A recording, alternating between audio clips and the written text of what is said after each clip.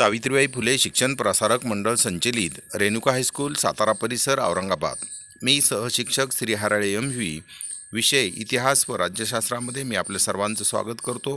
वर्ग 10वी lecture number 15 topic name उपयोजित इतिहास या पाठाचा उर्वरित भाग आज आपण अभ्यासणार आहोत।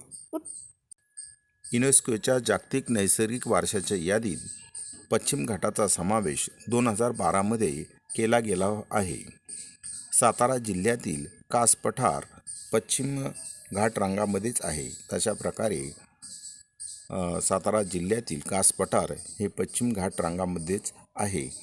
वरील चित्रामध्ये तुम्हाला कैलास मंदिर वेरूळ हे दिसत आहे।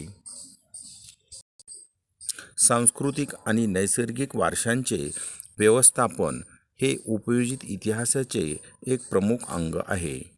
या वारशांचे जतन आणि संवर्धन करण्याचे बहुतांश काम आणि अशा प्रकारे या वारशांचे जतन म्हणजे जपणूक करणे आणि संवर्धन करण्याचे बहुतांश काम भारत सरकारचे पुरातत्व खाते आणि भारतातील प्रत्येक राज्य शासनाची पुरातत्व खाती करत असतात। इंटॅक ही Indian National Trust for Art and Cultural Heritage स्वयंसेवी संस्था या क्षेत्रात 1984 पासून कार्यरत आहे। सांस्कृतिक आणि नैसर्गिक वारशांच्या स्थळांच्या जतन आणि संवर्धनाच्या प्रकल्पामध्ये अनेक विषयातील तज्ज्ञांचा सहभाग आवश्यक असतो। त्या सर्वांमध्ये संबंधित स्थळांच्या सांस्कृतिक, सामाजिक, राजकीय इतिहासांची जाणीव निर्माण करण्याचे काम उपयोजित इतिहासाद्वारे करता येते। त्यामुळे नंबर 1 प्रकल्पांतर्गत वारसा स्थळांचे मूळ स्वरूप न बदलता जतन आणि संवर्धनाची कामे करणे शक्य होते। नंबर 2 स्थानिक समाजाची घडण आणि मानसिकता, त्यांच्यापुढे असणारी वर्तमानातील विविध आव्हाने, स्थानिक लोकांच्या अपेक्षा यांचा आढावा घेता येतो। नंबर 3 सांस्कृतिक वारसा स्थळांचे जतन आणि संवर्धन करत असताना स्थानिक लोकांच्या भावना दुखावल्या जाऊ नयेत यासाठी कराव्या लागणाऱ्या उपाययोजनांचे नियोजन करता येते। आणि अशा प्रकारे सांस्कृतिक वारसा स्थळांचे जतन आणि संवर्धन करत असताना स्थानिक लोकांच्या ज्या काही भावना आहेत त्या दुखावल्या जाऊ नयेत यासाठी कराव्या लागणाऱ्या उपाययोजनांचे नियोजन करता येते। नंबर 4 स्थानिक लोकांना त्या प्रकल्पात सहभागी करून घेता येते आणि त्या ठिकाणी राहणारे जे लोक आहेत स्थानिक लोक त्यांना या प्रकल्पामध्ये समाविष्ट करून घेता येते। नंबर 5 स्थानिक लोकांच्या परंपरागत कौशल्यांना प्रोत्साहन देऊ शकतील अशा उद्योग व्यवसायांना चालना मिळावी यासाठी पद्धतशीर नियोजन करणे शक्य होते। आणि अशा प्रकारे स्थानिक लोकांच्या परंपरागत जे काही कौशल्य आहेत त्यांना प्रोत्साहन देऊ शकतील अशा उद्योग व्यवसायांना चालना मिळावी यासाठी पद्धतशीर नियोजन करणे शक्य होते। 3.5 संबंधित व्यावसायिक क्षेत्रे पुढे उल्लेख केलेल्या क्षेत्रांशी संबंधित कायदेशीर नियम आणि सार्वजनिक धोरणे ठरवण्यासाठी इतिहासाचे ज्ञान पूरक ठरते। नंबर 1 संग्रहालय आणि अभिलेखागार। नंबर 2 ऐतिहासिक स्थळांचे जतन आणि संवर्धन। नंबर 3 पर्यटन आणि आतिथ्य, की पर्यटन म्हणलं की विदेशातील जे पर्यटक भारतात येतात त्यांचं आपण स्वागत करणं गरजेचं आहे, त्यांचं आतिथ्य करणं आवश्यक आहे। नंबर 4 मनोरंजन आणि संपर्क माध्यमे, आणि मनोरंजन आणि संपर्क साधने माध्यमे देखील यामध्ये महत्त्वाची आहेत। माहीत आहे का तुम्हाला जगातील सर्वात प्राचीन समजले जाणारे इसवी सन पूर्व 6वे शतक संग्रहालय 6वे शतक संग्रहालय मेसोपोटेमियातील ऊर या प्राचीन शहराचे उत्खनन करताना सापडले.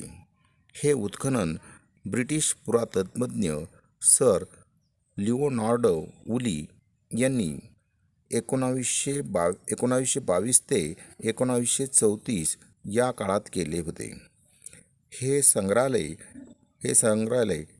एनिक्वाल्डी नावाच्या मेसोपोटेमियाच्या राजकन्येने बांधले होते. ती स्वतः त्या संग्रहालयाची संग्रहपाल म्हणून काम पाहत असे. या संग्रहालयात सापडलेल्या प्राचीन वस्तूंसोबत त्या वस्तूंचे सविस्तर वर्णन करणाऱ्या मातीच्या वटिका क्ले टॅब्लेट्स होत्या. माहीत आहे का तुम्हाला? प्रश्नचिन्ह. इंडियन म्युझियम कोलकाता तुम्हाला चित्रामध्ये दिसत आहे. कोलकाता येथे असलेले इंडियन म्युझियम याची स्थापना एशियाटिक सोसायटीतर्फे सन 1814 मध्ये झाली. तर अशा प्रकारे कोलकाता येथे असलेल्या इंडियन म्युझियम याची स्थापना एशियाटिक सोसायटीतर्फे सन 1814 मध्ये झाली. नॅथानियल वॉलिक हे डॅनिश वनस्पतिशास्त्रज्ञ, त्यांचे संस्थापक आणि पहिले संग्रहपाल होते. तर अशा प्रकारे नॅथानियल वॉलिक हे डॅनिश वनस्पतिशास्त्रज्ञ, त्यांचे संस्थापक आणि पहिले संग्रहपाल होते. इथे दिलेले संग्रहालयाचे छायाचित्र 1905 सालचे आहे. आणि अशा प्रकारे इथे तुम्हाला जे संग्रहालयाचं छायाचित्र दिसत आहे ते 1905 मधलं आहे. संग्रहालयाचे कला, पुरातत्व आणि मानवशास्त्र असे 3 प्रमुख विभाग असून त्यांच्याशी संलग्न असलेले जतन, प्रकाशन, छायाचित्रण, प्रदर्शन, सादरीकरण, प्रतिकृती निर्मिती, प्रशिक्षण, ग्रंथालय, सुरक्षा असे विभाग आहेत.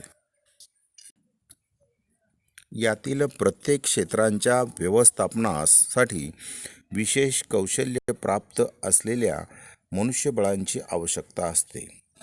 आणि अशा प्रकारे यातील प्रत्येक क्षेत्रांच्या व्यवस्थापनासाठी विशेष कौशल्य प्राप्त असलेल्या मनुष्यबळाची अत्यंत आवश्यकता असते. उदाहरणार्थ स्थापत्य विशारद, अभियंता, इतिहासकार, पुरातत्त्वज्ञ, संग्रहपाल, समाजशास्त्रज्ञ, अभिलेखागार, व्यवस्थापक, कायदेतज्ञ, छायाचित्रण तज्ज्ञ इत्यादी. ही यादी एवढ्यावरच संपत नाही. प्राचीन स्थळे, वास्तू आणि वस्तू यांच्या ऐतिहासिक पार्श्वभूमीचे सर्व तज्ज्ञांना पुरेसे ज्ञान असणे आवश्यक असते.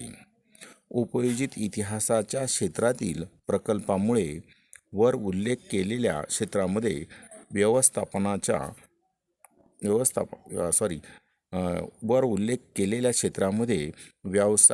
व्यवसायाच्या अनेक संधी उपलब्ध होऊ शकतात. तर अशा प्रकारे वर उल्लेख केलेल्या क्षेत्रामध्ये व्यवसायाच्या अनेक संधी उपलब्ध होऊ शकतात. माहीत करून घ्या. अभिलेखागारमध्ये महत्त्वाची जुनी कागदपत्रे, दप्तरे, जुने चित्रपट इत्यादी जतन करून ठेवली जातात.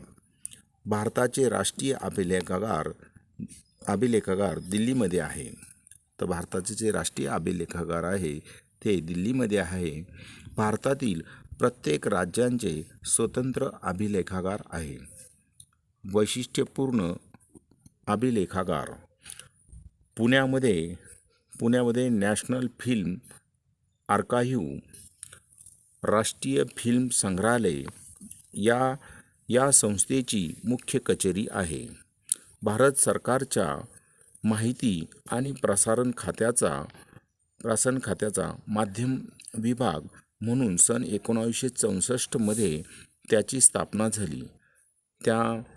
त्यामागे प्रमुख 3 उद्देश होते. ते कोणते उद्देश आहे ते खाली दिलेले आहे, आपण ते अभ्यासणार आहोत. त्यामध्ये आहे 1, भविष्यातील पिढ्यांसाठी दुर्मिळ भारतीय चित्रपटांचा शोध घेणे आणि भविष्यकाळातील येणाऱ्या पिढींसाठी दुर्मिळ भारतीय चित्रपटांचा शोध घेणे, ते मिळवणे आणि चित्रपटांच्या त्या वारशांचे जतन करणे.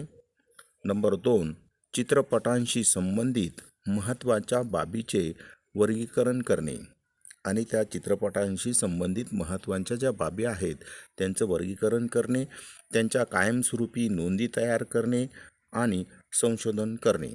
नंबर 3, चित्रपट संस्कृतीच्या प्रसारांचे केंद्र प्रस्थापित करणे.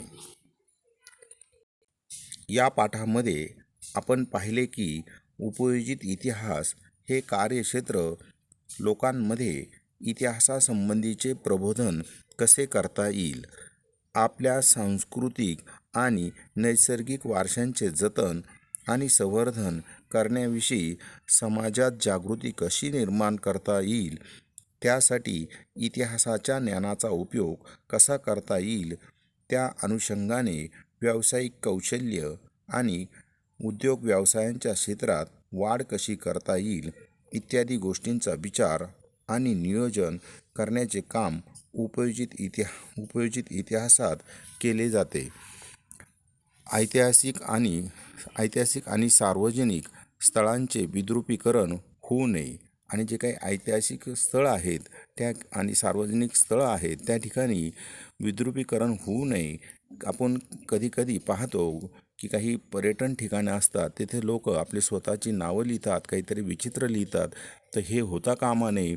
त्यांचे पुढील पिढ्यांच्या हितांसाठी योग्य रीतीने जतन संवर्धन व्हावे म्हणून हे आवश्यक आहे. Thank you. Next lecture number 16, topic name भारतीय कलांचा इतिहास, या पाठाचा अभ्यास आपण नंतर करणार आहोत.